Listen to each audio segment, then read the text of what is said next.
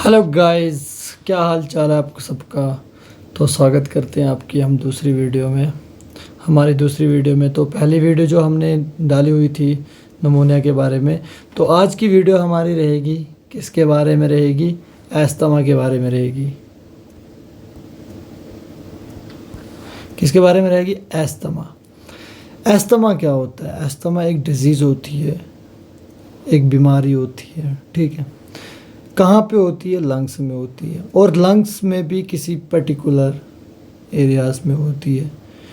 तो मान के चलें तो जो अस्थमा होता है ये हमारी कहाँ पे होती है डिजीज़? ये होती है हमारी ब्रोंक्यूल्स एंड ब्रोंकाइल, जिनको हम बोलते हैं एयरवे।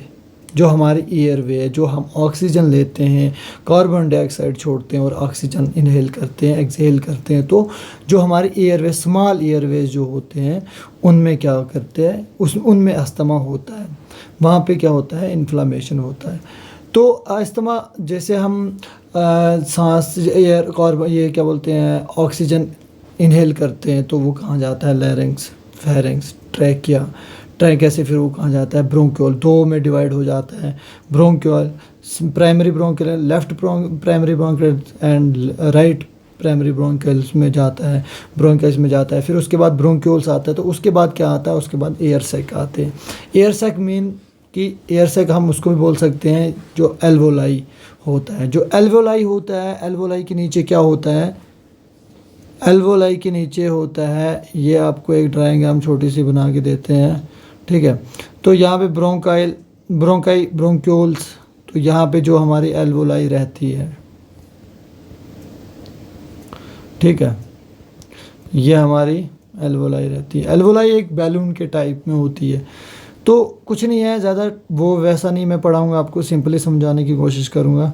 तो ये हमारी ब्लड कैपिलरीज होती है जिसमें ब्लड फ्लो करता है, ठीक है। तो ऑक्सीजन यहाँ से आ रहा है, तो वो कहाँ से आएगा? ब्रोंकाई में, फिर ब्रोंक्यूल्स में, फिर एल्वोलाई में, और फिर ब्लड, हमारे ब्लड में जाएगा, फिर ब्लड से हमारे टिश्यू में जाएगा।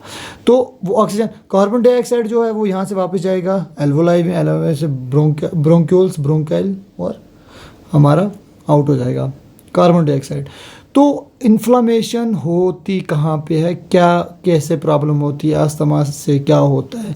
जो हमारी ब्रोंकाई और ब्रोंक्यूल्स है, ये क्या हो जाते हैं? नैरो हो जाते हैं। ये मान के चलें एक पाइप होती है। जो पाइप होती है उसमें अंदर से कितना ल्यूमन होता है, कितनी स्पेस होती है, ठीक है। तो सेम ऐसा ही है, पाइप मान के चल जाओ वैसा ही है। जैसे कि पाइप में देखो, आप कभी कभार कुछ गंद फंस जाता है, कुछ भी हो सकता है उसमें, तो जो उसकी पहले स्पेस थी वो वैसी नहीं रहती है, तो कम होती रहती है, कम होती रहती है। फिर पानी भी कम होता है, क्योंकि पहले बहुत पानी आता है, फिर बाद में कम होने लगता है। वही सिस्टम सेम यहाँ पे भी है। क्या है? क्योंकि यहाँ से इसमें जो हम पहले एयर ले रहे थे, अच्छे से ऑक्सीजन ले रहे थे, कार्बन डाइऑक्साइड छोड़ रहे थे, कोई प्रॉब्लम नहीं आ रही थी। जब हमें अस्थमा हुआ तो वो मैं बताऊँगा किससे होता है, कैसे होता है, उसके टाइप्स भी है। तो क्या होता है कि वो जो हमारा ल्यूमन होता है, ल्यूमन रहता है, जो हमारा ब्रोंक्यूल्स में जो ल्यूमन रहता है, जो बीच की स्पेस होती है, वो क्या हो जाती है? उसमें म्यूकस सिक्रीट हो जाता है, ठीक है। जब म्यूकस सिक्रीट हो जाएगा तो सोचने की बात है, जब म्यूकस सिक्रीट हो जाएगा उसके अंदर, ये देखो मान के चलते हैं, तो ये हमारा वो रहता है, ठीक है, ये हमारा ब्रोंक्यूल्स रहता है। तो इसमें जो इसके अंदर ये वाली लेयर है, इसको हम म्यूकस लेयर भी बोलते हैं, ठीक है। इसको हम म्यूकस लेयर भी बोल सकते हैं, म्यूकस लेयर बोलते हैं। और इसमें एक मसल्स भी होती है, इनर मसल्स, ठीक है, स्मूथ मसल होती है वो। तो जो ये स्पेस है इसका, ये तो इस टाइम बहुत बड़ा स्पेस है और नॉर्मल है ये अच्छे तरीके से, ठीक है ना। तो हम क्या बोलते हैं कि जब कुछ भी इन्फ्लामेशन हो जाती है तो क्या होता है? जो ये बीच का ल्यूमन है, ये क्या हो जाता है? ये देखो, ये ना, ये ऐसे हो जाता है, रेड हो जाता है, स्वेलिंग हो जाती है, रेड हो जाता है, थिक हो जाता है। जो इसमें म्यूकस है वो सिक्रीट होता है। जब म्यूकस सिक्रीट हो जाएगा तो क्या होगा? म्यूकस सिक्रीट होगा तो जो ये ल्यूमन था वो क्या हो जाएगा? वो छोटा हो जाएगा, वो स्पेस छोटी हो जाएगी। तो दिक्कत क्या आएगी? सांस लेने में दिक्कत आएगी, चेस्ट टाइटनेस आएगी, विजनिंग होगा, डिस्पिन, ये क्या बोलते हैं, ये शॉर्टनेस ऑफ ब्रीथिंग होगी। किसकी वजह से? इसकी वजह से, जब म्यूकस उसमें सिक्रीट हो रहा है, उसमें म्यूकस बन रहा है। तो ये था हमारा इसमें जाके क्या होता है, ब्रोंक्यूल्स और ब्रोंकाई में जो हमारा इन्फ्लेमेशन होता है। तो जब अस्थमा का अटैक आता है तो उस टाइम क्या होता है, जब अस्थमा का अटैक होता है, अस्थमा का अटैक होता है जब हमारा, ये देखो ये एक ब्रोंक्यूल्स है। जब अस्थमा का अटैक आता है तो ये जो है ना, ये बिल्कुल छोटा हो जाता है, इसमें कोई स्पेस नहीं रहता है, इसमें ल्यूमन जो है वो बिल्कुल, उसमें म्यूकस क्रिएट हो चुका होता है, म्यूकस ही म्यूकस होता है। तो वो जो होल जो पहले के जैसा ल्यूमन था वो नहीं रहता। तो जब वो नहीं रहेगा तो सिंपली बात है कि सांस लेने में दिक्कत आएगी, प्रॉब्लम हो सकती है, चेस्ट जो है वो हमारी अच्छे से वो पेन करेगी, चेस्ट अच्छे से लंग्स जो अच्छे से काम नहीं करेंगे, तो प्रॉब्लम बहुत सारी आ सकती है यहाँ पे। तो यही था ल्यूमन ब्रोंकाइटिस में कैसा वो मसला होता है। तो आपको समझ आई होगी, आई होप कि कैसे अस्थमा का अटैक आ सकता है जब हमारा जो ल्यूमन है वो बढ़ जाता है किसी भी इन्फ्लामेशन। इसमें 3 स्टेप होते हैं। कितने स्टेप होते हैं इसमें 3 स्टेप होते हैं। ये चल नहीं रहा है,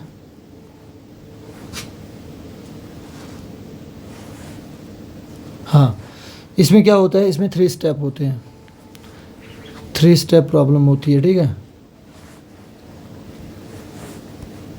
इसको क्या हुआ,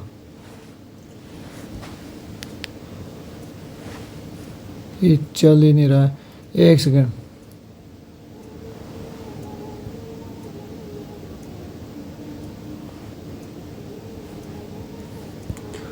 हाँ इसमें क्या होता है, इसमें जो है वो क्या होती है, हमारी 3 स्टेप प्रॉब्लम होती है। 3 स्टेप प्रॉब्लम होती है। 3 स्टेप प्रॉब्लम कैसे होती है, क्योंकि पहले हमारा ईयरवे जो हमारा ईयरवे है, ईयरवे इन्फ्लामेशन होती है, ईयरवे इन्फ्लामेशन होती है। ओके, ईयरवे इन्फ्लामेशन कहाँ पे होती है, हमारे ब्रोंक्यूल और ब्रोंकाइल में, ब्रोंकाई एंड ब्रोंक्यूल्स में जो हमारा क्या होता है, एयरवे इन्फ्लामेशन होती है।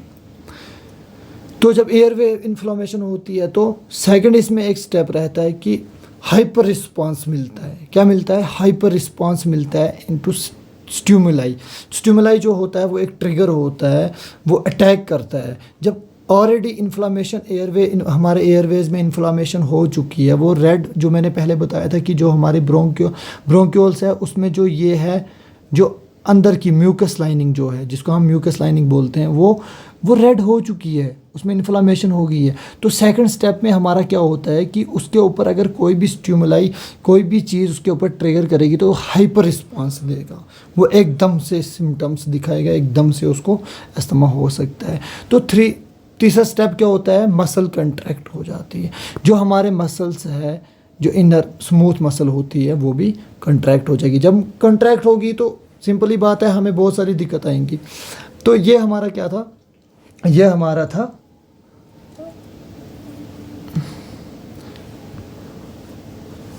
ये था हमारा अस्थमा। जो हमारी एल्वोलाई होती है वो क्या करती है, वो हमारे गैस को जो है एक्सचेंज करने का काम करती है। तो इसमें क्या होता है, इसमें होते हैं 2 टाइप। मेन जो हमारे इंपॉर्टेंट रहते हैं वो क्या रहते हैं, 2 टाइप एस्थमा, 2 टाइप एस्थमा होते हैं, ठीक है। पहला कौन सा होता है, एलर्जिक, और दूसरा होता है नॉन एलर्जिक। जो एलर्जिक होता है उसमें क्या होता है, एलर्जिक हो गया जैसे पेट डंडर हो गया। पेट डंडर मतलब जो एयर में ही एयर के साथ हम इनहेल कर लेते हैं तो उससे क्या होता है, एलर्जी होती है। फूड कुछ खा लेते हैं उससे भी एलर्जी हो जाती है। पोलन हो गया तो उससे भी एलर्जी हो सकती है हमें। जो हमारे जिससे एलर्जी कॉज होती है वो हमारा होता है पहला एलर्जिक एस्थमा, उसको हम बोलते हैं। और जो हमारा सेकंड होता है वो नॉन एलर्जिक। नॉन एलर्जिक में क्या होता है, एयर पोल्यूशन हो गया, वह ज़्यादा ठंड होगी, कोल्ड, या ज़्यादा एक्सेस हीट होगी तो उसकी वजह से स्ट्रेस हो गया, उसकी वजह से हमें वो अस्थमा हो सकता है। इरिटेट कर सकता है वो, नॉट है एलर्जिक नहीं कर सकता है, इरिटेट कर सकता है। तो और ऑक्यूपेशनल मतलब कि एक ही जगह पे, ऑक्यूपेशनल किसी भी एक जगह पे या किसी फैक्ट्री में या किसी कोई केमिकल की फैक्ट्री पे, जहाँ पे वन प्लेस पे ही हमें अस्थमा हो सकता है किसी फैक्ट्री की वजह से। तो ये था हमारा अस्थमा बच्चों, बिल्कुल शॉर्ट फॉर्म में समझाया है अस्थमा। तो अस्थमा की डेफिनेशन हमको आप यहाँ पे लिख के नहीं दे सकेंगे, हम आपको बताएंगे खाली अस्थमा की definition. Asthma is a chronic and obstructive disease. Asthma जो है वो एक क्रोनिक है, लंबे अरसे तक चल सकती है, ठीक है। एक क्रोनिक मतलब कि लंबे अरसे तक वो बीमारी हो सकती है, किसकी? अस्थमा की। ऑब्स्ट्रक्टिव क्यों होता है? क्योंकि जो हमारा ल्यूमन था, जो हमारा ल्यूमन था, जो हमारा एयरवे का जो हमारा रास्ता था, ब्रोंकाई, वो क्या हो गया? वो नैरो हो गया। तो उसकी वजह से हम जब नैरो हो गया तो जो एल्वोलाई थी हमारी, उसमें गैस वहीं पे ट्रैप है, वो बाहर जा नहीं सकता। तो इसलिए हम उसको ऑब्स्ट्रक्टिव भी बोल सकते हैं। फिर ऑब्स्ट्रक्टिव बोल सकते हैं। तो उसके बाद और क्या बोलते हैं? And reversible lung disease. Reversible क्यों है? क्योंकि अगर किसी को अस्थमा अटैक आ सकता है तो उसको अगर फ़ौरन ट्रीटमेंट किया जाए या फ़ौरन मेडिसिन दी जाए तो वो ठीक हो सकता है। जो हमारी एयरवेज है वो अपने पहले वाले उस पर आ सकती हैं। तो एयरवेज रिवर्सिबल लंग डिजीज़ होता है in which the inflammation of narrowing of bronchial lumen. तो जो मैंने बताया कि जो ब्रोंकियल ल्यूमन, जो हमारी ब्रोंकियो की ल्यूमन है, जो अंदर की स्पेस है, वो भी नैरो हो जाती है। जब वो नैरो हो जाएगी तो कॉमनली ये कि सांस लेने में दिक्कत आएगी। देन फिर उसके बाद हम क्या करते हैं? करेक्ट भाई, इसमें क्या क्या होता है? चेस्ट टाइटनेस होती है, अच्छा, विजनिंग होती है, साउंड में चेंजिंग आती है, अच्छा, शॉर्टनेस ऑफ ब्रीथिंग हो जाती है, ठीक है, म्यूकस आ जाता है, वो वाली कफ आ जाती है, म्यूकस वाली। तो ड्राई कफ भी आ सकती है। तो ये था हमारा, इसमें ये डेफिनेशन थी। ओके, आई होप आपको अच्छे से समझ आई होगी। बाकी वस्सलाम।